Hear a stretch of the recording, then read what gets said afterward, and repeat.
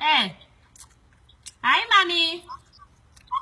Moro kanitarisai mwanangu. Mama. Matikudi. Nizvi. Kungana ngokumhoresa wani. Mommy, stop calling me Teresai. I told you one last time that I'm no longer using that name, Wani. Using that name kuita seiwo. Handiti unonzi tarisai pandakakuzvara handina kutumidza kuti tarisai. No, mommy, but that name is so annoying. It carries a lot of stuff. I don't like it. Anyway, vakadiko vazukuru vangu nemukwasha. They're all fine. They're all fine. How are you doing? I tried to call you yesterday. You're not picking up your phone. I'm like, where is this woman? Tiripo zvedu tanga taenda kumadziva kunoona sekuru Gudo. Havasinzwa zvakanaka. Oh, okay. And then? Uchiri kuvaziva sekuru Gudo? Wavaziva? No. Hauchaziva sekuru Gudo? Sekuru Gudo? No, mommy, I can't remember him. Sekuru Gudo gotwe rekumba kwedu sekuru vaikutakura vaikukera nebhasikoro muchienda kuchechi. Oh my word. Oh my God. The one, mommy, the one I can get my beard, panapa, I farira kunwa.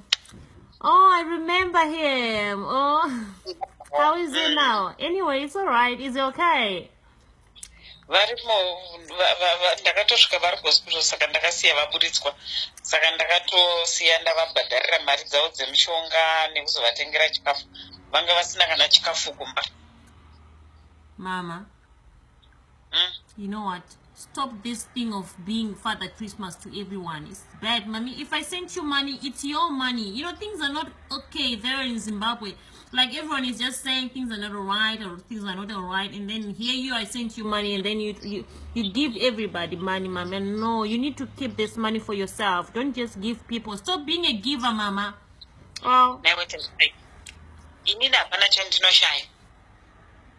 Saka kana monditumira mari ndongochengeta hanzvadzi yangu yofa ndakachengeta mari vanhu vofa ini ndakangochengeta mari mumba chigondipe izvozvo.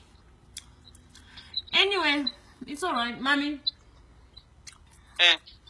The reason why I called yesterday, I wanted you to find an apartment for me. Like until you know I'm coming home this December. So I want you to look for an apartment for me. Ndikutsvagira chi?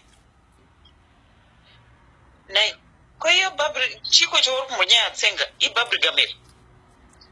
It's called a chewing gum. Okay, iyo chewing gum yachona inochuwiwa kuti vamwe vanhu vaione kana kuti inochuwirwa kuti iwe muridzi waionakirwe nayo. Mommy, stop this rubbish. Aiwa, kana uroda kuti zvekutaura neni kurumidza kuisvipa. Svipa, titaure. Saka wati ndikutsvagira apartment unoda kugara maapartment ko pano pamba paita sei kana kwaamwene vako? Mommy, my kids doesn't speak Shona, so they don't feel comfortable coming to your house, even to Gogo's house, because they can't speak Shona. Socializing is very difficult for them to do that. So it's better. And also we need, mommy, we need privacy. We need privacy, and you've got lots of friends and relatives. So I think if you have privacy, it's good for us. Naitari mwanangu. Iwe nemurume wako munondishamisa. Mese. Inda. Murume wako dai ari weikoko kana kuti dai ari murungu. Pamunotiti imimi, vana vangu havagona kutaura chishona. Chinokutadzai imi kutaura chishona nevana venyu chi. Kana vakataura chirungu kuchikoro kana neshamwari dzavo. Kana vauya kumba hofungoti basa rako nemurume wako kuti mutaure navo chishona. Mommy, Shona is so annoying. Aiwa. Dai isusu tisingagone kuzotaura chirungu vana ivavo isusu taizoita sei navo? We'll just interpret. Me, I'll interpret. I know how to speak Shona. I will just interpret to them. What is wrong with that, mommy? Iwe wacho naipa pauri kutaura neni uri kumbozvinzwa kuti uri kuita sei? Idzo 2 years dzamagara kuUK idzi. hamuchagona kana nekutotaura chishona chachona. Life changes. Here everyone speaks English. I don't even know this Shona. I speak Shona when I'm talking to you. Come on, mommy. And also, you need to know how to speak English in case if you come this side. Next year you're coming here. So how are you going to communicate with people? Mommy, come on, stop this drama. Azvirevi kuti nandikona kutaura chirungweni. Saka unofunga kuti kubasa kwangu pandaiticha nechishona chete.